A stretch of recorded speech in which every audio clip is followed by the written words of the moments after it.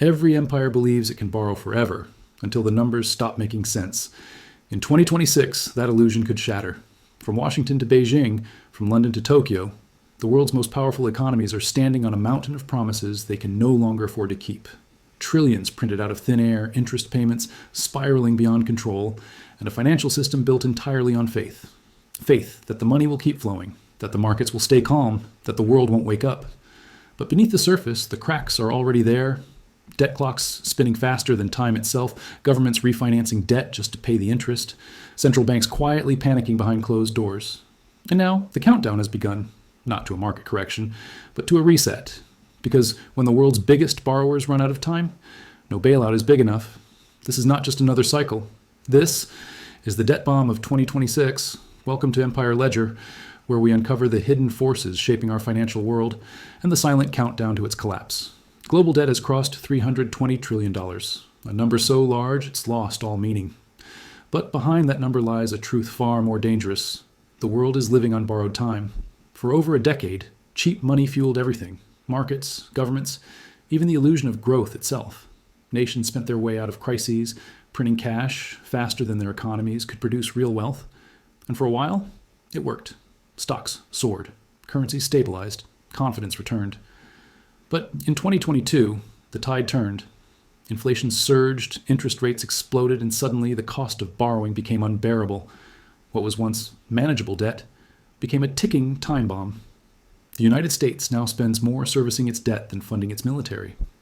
Japan's obligations are so high that even a 1% rise in rates could cripple its economy. China's property sector, once the engine of its growth, is collapsing under its own weight. And Europe, caught between energy shocks and political division. Every nation has its own story, but they all share the same ending. They owe too much, too fast, to too many. And the fuse runs straight to 2026, because that's when the bills come due, and when the illusion of endless credit finally meets reality. The fuse was lit years ago, quietly, invisibly, and with complete confidence. For decades, central banks promised they could print their way out of any crisis. A recession here, a market panic there, and each time the solution was the same. Lower the rates, print more money, keep the system alive no matter the cost. And for a while it worked.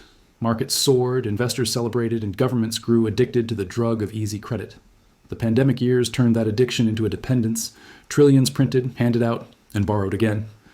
But beneath the surface, the foundation was rotting. When inflation finally returned in 2021, it was treated like a ghost. Something temporary, harmless, a problem that could be wished away. But ghosts, like debts, always return. And when they did, central banks were trapped. Raise rates and crush the debt. Keep rates low and let inflation devour everything. There was no escape. In the United States, debt spiraled past $35 trillion. Interest payments are now approaching the size of the Pentagon's budget. Japan, drowning in 2 centuries' worth of obligations, buys its own bonds to pretend stability exists. In Europe, quiet panic brews. Italy's debt is unpayable. France's protests are no longer just political, and Germany, once the engine of the continent, is slowing to a crawl. This isn't just policy failure, it's the mathematics of empire decay. You cannot inflate your way to infinity. You can only postpone the reckoning. But the system doesn't fail all at once. It cracks in patterns, small distant fractures that spread through the global fabric. One country defaults, another currency collapses, a third devalues in silence. Individually, they seem isolated. Collectively, they form a chain reaction. It begins in the weaker economies, the periphery, Argentina defaulting for the 10th time, Pakistan running out of dollars, Egypt rationing imports, Turkey burning through reserves to survive. But this time, the tremors are moving upward, toward the core. China, the giant of global growth, is struggling with a debt mountain it built itself. For decades, its miracle was powered by construction, cities without people, buildings without purpose. Now, those empty towers are monuments to a vanished illusion. Developers are collapsing, local governments are broke, and even the banks are starting to bend under the weight of hidden losses. Europe, once united under a common currency, is fracturing again. Northern discipline meets southern despair. The ECB raises rates to save the euro, but in doing so, suffocates the weakest members holding it together. Italy's interest payments are climbing toward impossible levels. And smaller nations whisper privately about exit strategies they'll deny in public. Across the ocean, America still looks strong, but its strength is an illusion propped up by the same mechanism that doomed others: debt. The dollar dominates trade. but every empire in history has believed its currency would last forever. The British did, the Romans did, and each time belief proved fatal. The global economy is a line of dominoes, and every one of them is trembling. Push one, and the fall becomes unstoppable. The question is not if a domino falls, but which one triggers the rest.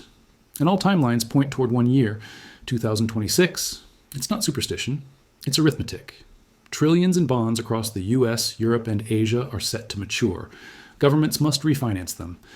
But now at interest rates triple what they were just a few years ago. That means higher costs, deeper deficits, and harder choices. Pay the interest or pay for everything else. In the United States, nearly half of all short-term Treasury debt will roll over by 2026. Investors are demanding higher yields. China and Japan, once the biggest buyers of American bonds, are quietly stepping away. The Treasury is caught between the need to borrow and the shrinking appetite to lend. In Europe, it's no different. The ECB's balance sheet is still bloated from years of crisis stimulus. As those bonds expire, refinancing at higher rates will expose the cracks that quantitative easing once covered. Southern economies face a wall of maturities they cannot meet without outside help, and that help may not come. In China, local governments have built shadow debts exceeding 4 times their reported budgets. The property market's collapse has dried up their last source of income, land sales.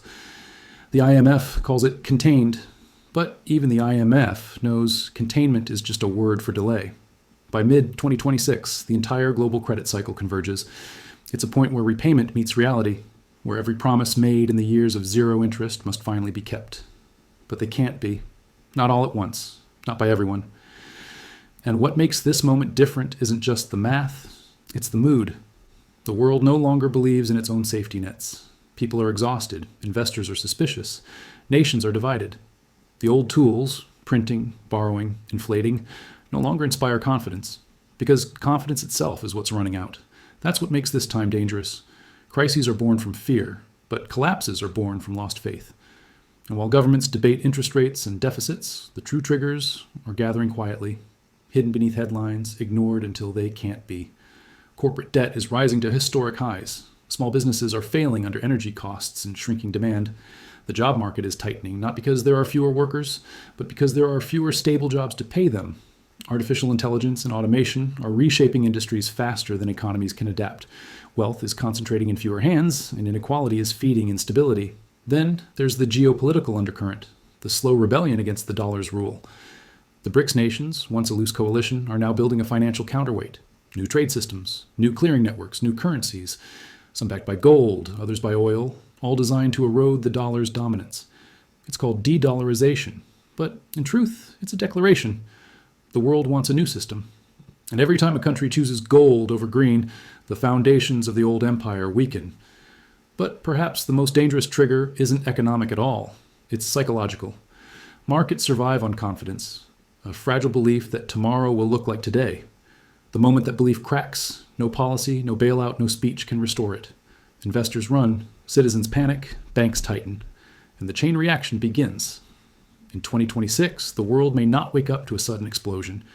It may wake up to silence. Markets frozen, currencies trembling, leaders assuring calm while panic grows behind the glass. Because that's how debt bombs explode. Not with noise, but with the quiet sound of confidence disappearing. The collapse won't be a single day or a single event. It'll be a slow unraveling, invisible at first, then unstoppable. And when the dust settles, the question won't be who fell, but who still stands. Every empire tells itself the same story, that it's different, that it's smarter, that collapse is something that happens to others. But history has never cared for confidence, only for consequence. In Rome, it was silver coins stretched with copper. In France, it was paper notes printed by kings. In Weimar Germany, wheelbarrows of cash couldn't buy a loaf of bread. And today, the printing is digital, the money invisible, the illusion far more elegant. But the ending will feel the same.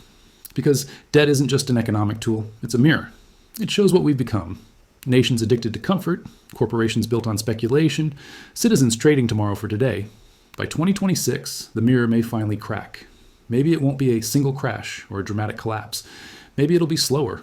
A quiet erosion of trust, a market that never recovers, a generation that realizes their money means less each year.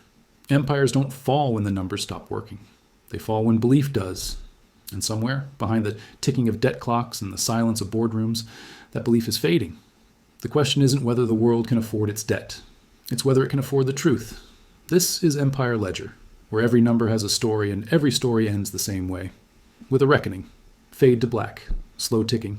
Then silence.